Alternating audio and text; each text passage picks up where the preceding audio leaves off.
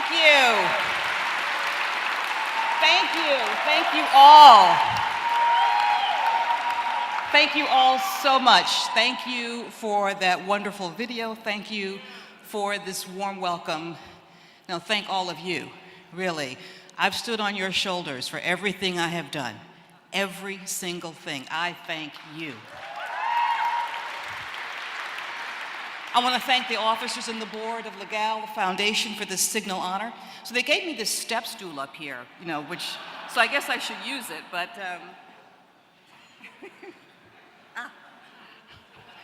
ever perfect. This is why I love New York. Let me also congratulate my fellow award recipients tonight. It is such an incredible honor to share this stage with Judge Feynman and with Jillian Weiss. It is incredible what you all have wrought. The changes you have wrought in this city, in this state, in this country will never be reversed. Judge Feynman, I finally understand Feynmania now, just so you know. You're still trending. Jillian, you and I have to get on Twitter to catch up with him. But Jillian, your work on transgender rights has been transformative. And as with every major civil rights advance in this country, when you have uplifted one issue, you've uplifted all of those issues. We have all benefited from what you have done. So thank you. Thank both of you for everything that you've done.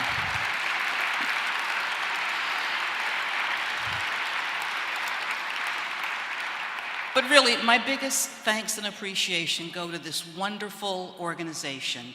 It is truly amazing what you have wrought in a mere 40 years. The work that you have done, you and your supporters, the law firms who work with you, the clients who come to you, the people who still come to you every day needing the help that is so important. The work that you do every day increases access to justice for so many people who still, despite the fact in America in 2018, still find the doors of the courthouse, along with the hearts and minds of too many Americans, still closed to them. It is still the fact in this country that we do not have equal justice for the LGBT community. And the work that you do is breaking down those barriers every single day. But I particularly want to thank you.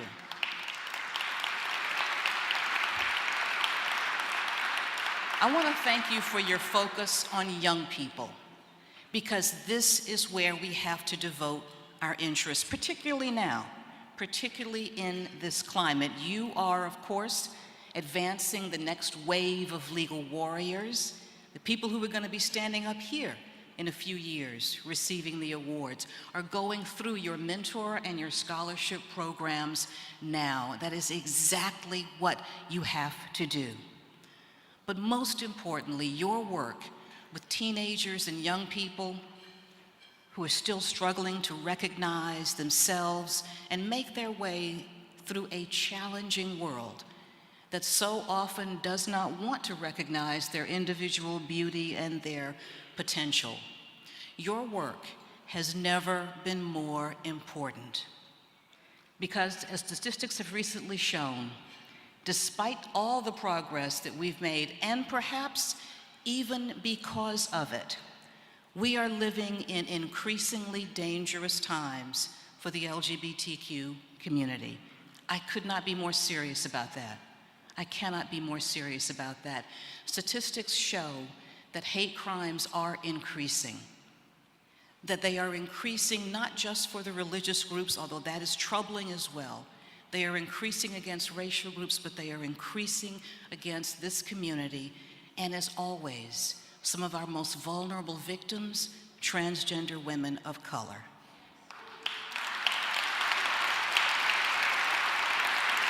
We cannot afford to lose another beautiful soul. The stakes are just too high. And not only that, the most basic and time-honored functions of life, creating a family, as we saw in these beautiful videos, holding down a job, serving one's country, Some of the most important advances of the last 40 years are increasingly fraught with discrimination, with uncertainty, and often outright danger. But LeGaL, you, your colleagues, the community of support that you have built, you and the work that you do, you bring hope, you bring support to those who are fighting every day for the right to live their lives in peace and safety and dignity. And you do this through an incredible faith in the law, even though the law has not always been your friend. But you believe in the law and its power and its infinite capacity to push us towards our better selves. But you are also clear-eyed. You also know that the law itself often needs to be pushed to answer the needs of all of the members of the beloved community. It absolutely does. And you've done that. You have worked to push the boundaries of the law. And let's face it, we all love the law, but it is an institution that is best known for looking backward at what's been done before. You have moved the bar forward to the betterment of us all. The cases that you've supported, they've been groundbreaking in their scope. They have been heartbreaking in their issues. But of course, there would be no cases at all, no opportunity for the law to advance and grow without the brave people, some of whom we've met here tonight, who are willing to open up the most painful issues in their lives to both legal wrangling and judicial scrutiny.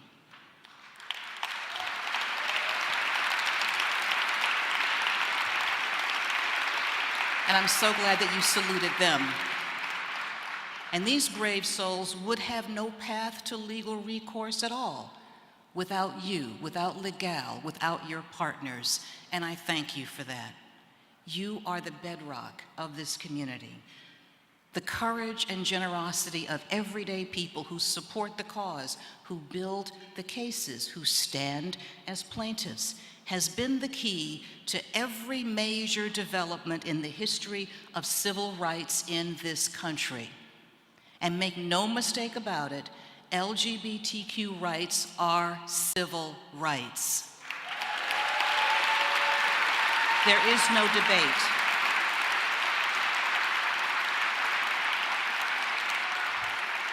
But now, my friends, your dedication and your efforts are needed now more than ever. I was tremendously proud to lead the Department of Justice, and we worked every day to bring about equality under the law for all. We worked to enforce the Matthew Shepard and James Byrd Jr. Hate Crimes Prevention Act. And I was honored to meet Matthew Shepard's father and talk with him about our efforts. We worked to oppose retrograde state laws that would have endangered our transgender family and friends as they sought to simply engage in the most basic and private of human functions in peace and dignity. And I was tremendously proud to be part of an administration that recognized that our gay and transgender service members, having made the commitment to uphold our Constitution with their very lives, deserved to be afforded the dignity, the respect, and the gratitude of every American soldier.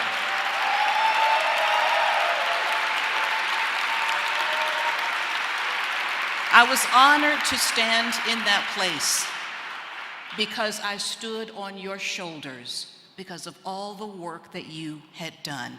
We stood on your shoulders then. We need your leadership now. Every civil rights movement has had to push through dark times as well as light.